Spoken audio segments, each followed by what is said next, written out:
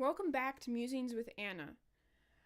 This time I'm going to talk about self versus other, which is a concept that I first learned about in my English 102 class. And I was delayed in making this video because I originally wanted to make a PowerPoint, or actually technically a keynote presentation since I'm on a Mac, but I just decided to make the video without it because it's taking me too long to get around to making the slides. But here's an intro I made that has no music yet.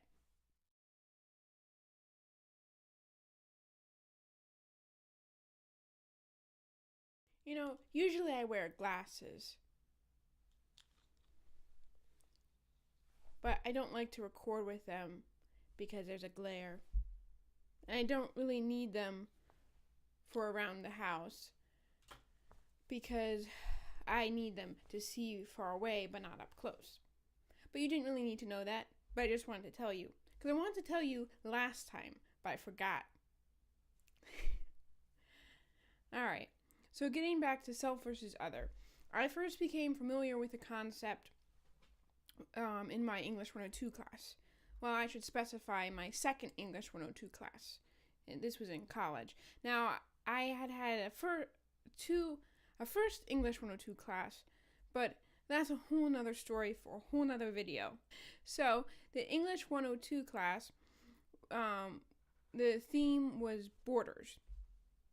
And there's this whole, that was when I was first introduced to the concept of self versus other, which, as far as my understanding of self versus other, it's essentially, like two different groups of people who might have some cultural difference or political difference or some sort of difference in which they feel that they are in disagreement or some sort of conflict with another group. So the group of which one is a part is self, and the group of which the one is opposed to is other. So I just remembered that I had wanted to use this whiteboard in lieu of the slides. And I didn't need it at the beginning, but I had intended to use it to explain a couple things of self versus other. And I forgot, and that was why the previous clip was so muddled. So, if you have self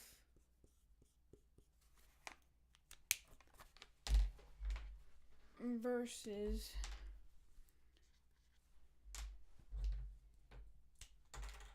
other,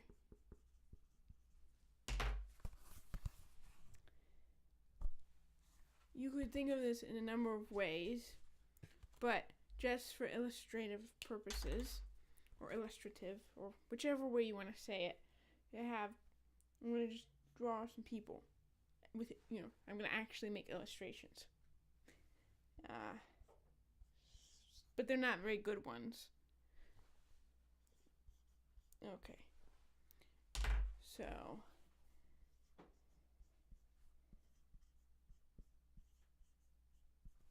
you have two groups here. You have the self and you have the other. Now, let's say they're engaged in some sort of conflict. It might be verbal. It might be actual war or something like that. But they have some disagreement, whether it's cultural or political or something like that. But for sake of discussion, I don't want to make. For sake of discussion, let's say that self, they only ever wear the color purple, or they only. This is a stupid illustration, by the way. And other, they only ever wear the color green. So, which, ironically, I did not plan this, but I'm wearing both. I guess I don't belong to either group. Oh well. So, self versus other. The people who wear purple don't understand the people who wear green, and people who wear green don't understand the people who wear purple. From this group's perspective, they're the self. And so really, let me redo this a moment. So in purple is purple's perspective, and in green is green's perspective. Alright, so they're having a disagreement about what color clothing to wear. Although in real life, self versus other is often more complicated. It could be a disagreement about who owns what land. Okay, so let's say originally that purple's land was something like over here, and the green land was something like over here. But as time goes on, they get bigger and the lines start to get redrawn. But because they can't decide what color to wear or how they want to be governed, or whatever, that they're starting to infringe on each other's land. This illustration is breaking apart fast because I decided to make their main disagreement be what color outfits they wore. The purple team, we're just going to call them a team now, they're expanding, and the green team is expanding.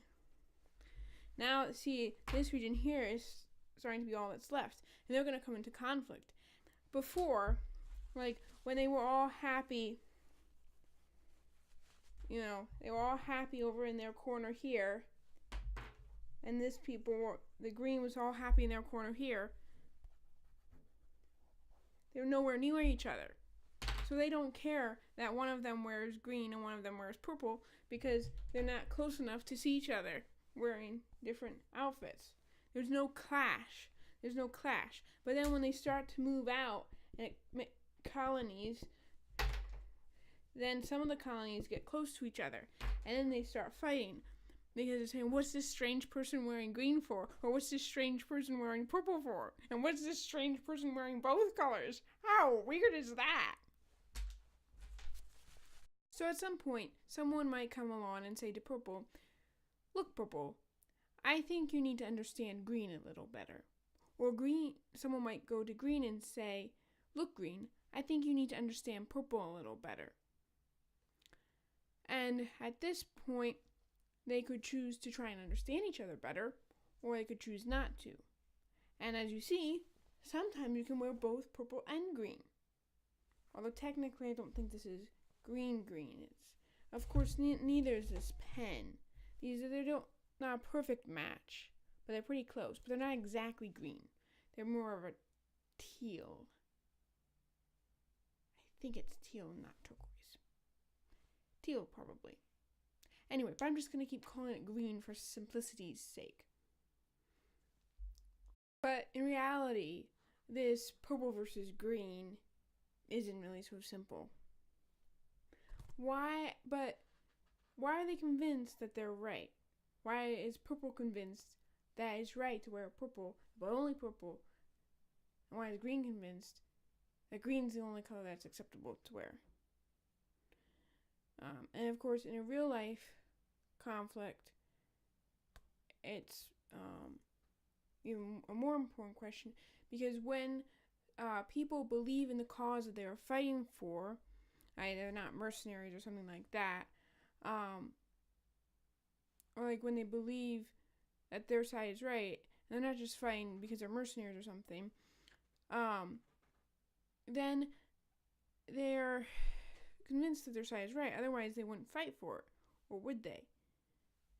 So, but if we operate under the assumption that people are convinced that they're right, then we have to ask, why do they think they're right? As a follow-up, we have to ask, are they really right? But these are questions that I'm going to wait until my next video to answer, because this is going on 10 minutes, and I didn't want to make a long video. So, tune in next time to part 2. Thank you for watching, and here's the outro that has no music yet.